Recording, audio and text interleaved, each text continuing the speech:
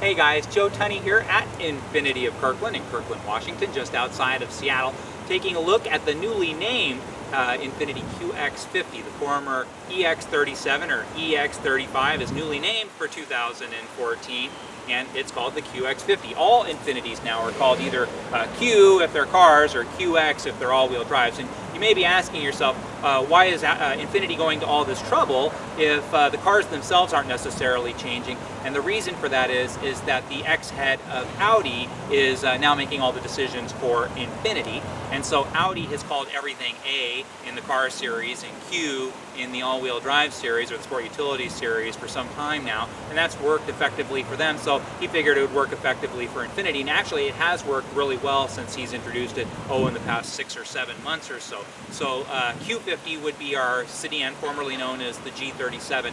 QX50 is formerly the EX37 or EX35 as it was launched in 2008. The other distinguishing feature on these 2014s is, like Audi, they have the engine displacement right on the front fender there, just something we haven't had before.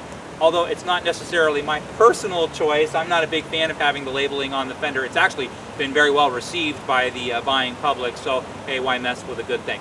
So you may be asking yourself, the QX50 or whatever it's called, the EX37, the EX35, it's been around for a long time. It's been around since 2008. So why would I buy one of these? It's kind of old school compared to everything else. I mean, the Acura RDX is new, the Audi's got a new product, BMW's got a 1 Series and a 3 Series that are both new since this came out. And so this is kind of like the worst one of the bunch, logic would dictate. But the truth is, the QX50 offers a lot that all of the other ones don't in this competitive segment. The main difference between the QX50 and everything else is everything else you're going to look at is based on an economy car. The Lexus RX, for example, is based on the Toyota Camry, and although that's not a bad thing in the slightest, the Camry is a wonderful car. It's just, it has a personality all of its own. Acura starts off life as a Honda Civic or a Honda Accord. The Nissans start off typically as Nissan Altimas, and so smaller economy front-wheel drive cars become their smaller economy-minded, I guess, or at least in scale, crossover sport utilities. The QX50 is completely different. It's actually the same car underneath as like the Nissan 370Z, as our G-Series Coupe, now called the Q60, or our G-Series sedan, now called the Q50. And so these are high-performance, rear-wheel drive sports cars with 300 plus horsepower, big, powerful V6 engines that are flat-out fast, and then suspensions to match. Dynamite suspensions that you could take to the track and win every race against every single other sports car in their category. And so that great sports car, that best-in-class sports car, is the underpinnings of the QX50. And so it's completely different than any other small sport utility on the market. And in many ways, kind of not just the most fun to drive, but by far and away the most fun to drive. This is an actual sports car that happens to be a wagon or a crossover. Let's come take a look around this particular car. Now, it comes in a variety of options packages. Of course, every car does. The one I'm focusing on is this premium package, and there's a reason why I'm focusing on this premium package, because Infiniti not only has changed the name, but they've also lowered the price. The MSRP is $2,500 less than when the car was called the EX37.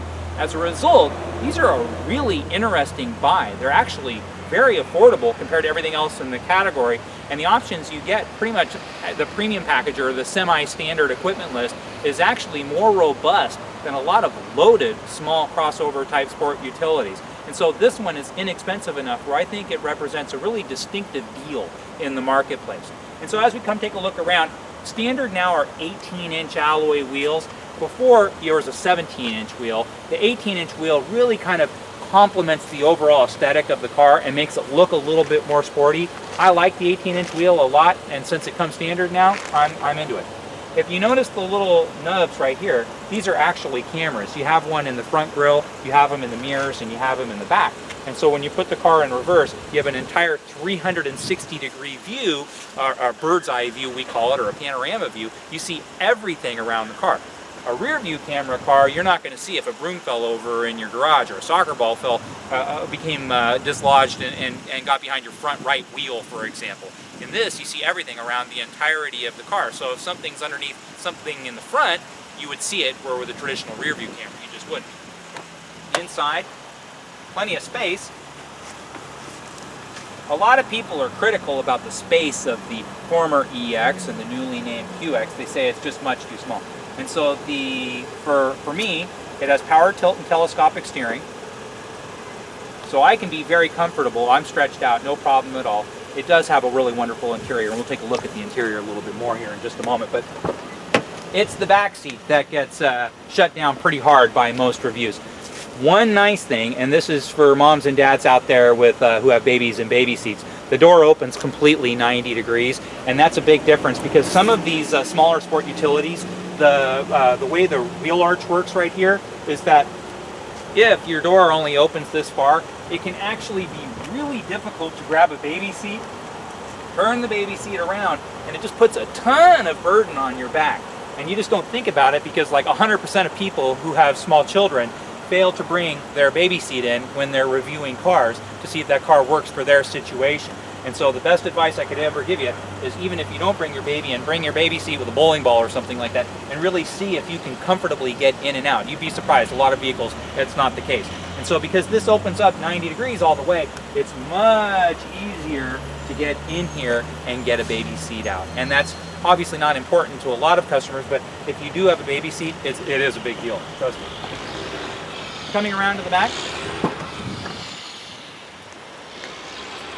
plenty of space, and then it's a 60-40 fold down rear seat, and so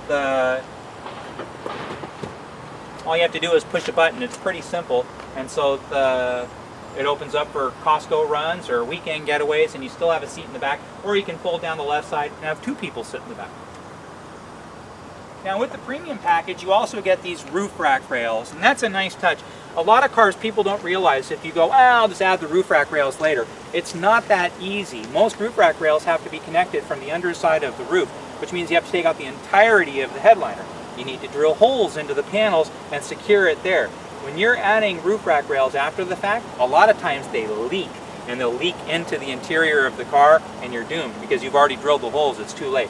I highly recommend, if you're going to get a car with roof rack rails, make sure you get them when the car is new. Do not add them after the fact. Okay, now let's take a look inside. In fact, just to dismiss one notion,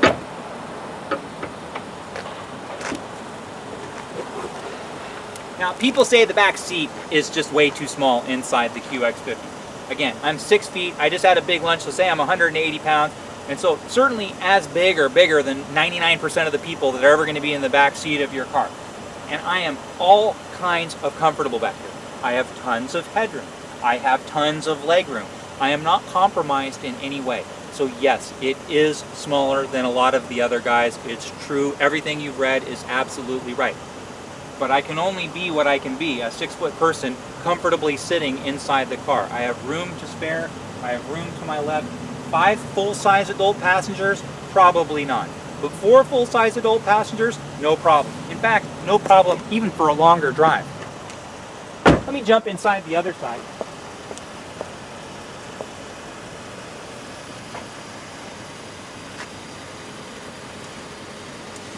Again, here's the deal with this car. It has 325 horsepower, which is great. It has the best warranty in the luxury game. It has 4 years, 60,000 miles, bumper to bumper, 6 years, 70,000 miles powertrain. So despite being a high-performance engine, it's still guaranteed by the manufacturer for 70,000 miles. It's just a fabulous warranty. There's no other way about it. Like a lot of Japanese cars, reliability is at the absolute top of the spectrum in the industry. Infinitis enjoy a fabulous reputation for quality, especially this particular series of cars. The 3.5 and 3.7 liter V6 with the automatic transmission is just a sterling rating. It doesn't matter who you read, it doesn't matter what internet blog you're on. It's been a dynamite engine for Infiniti, a dynamite transmission, and a dynamite combination. Also no timing belt, it's all chain driven, so if you plan on keeping the car for years and years and years, a lot of Japanese cars are timing belt type driven, and so at 90,000 miles or 105,000 miles, you have really, really expensive service to replace that. That is not the case on the Infiniti. Now again, the reason I point out the premium package, you get wood interior, you get touchscreen nav, you get the nav traffic, you get the nav weather, you get streaming Bluetooth, so you get all the luxury amenities. You get that dynamite motor, you get that fabulous warranty, you get everything, leather, moonroof, the works, and it's only 42 grand at MSRP. And so yes, $42,000 is a lot of money, but in the luxury game, it is absolutely not a lot of money. Not for a car this well equipped, not for a car with this kind of power. Nothing else in the category has this much power. This is the class leader. Huge brakes. This car stops better than any other car in the category. Take this out to a track, not that you're going to take your small sport utility out to the track, but you know what? You'll do some performance driving when you're driving down the freeway on-ramp and there's a bus coming and you want to get in front of that bus. Believe me, you want a car that's got power.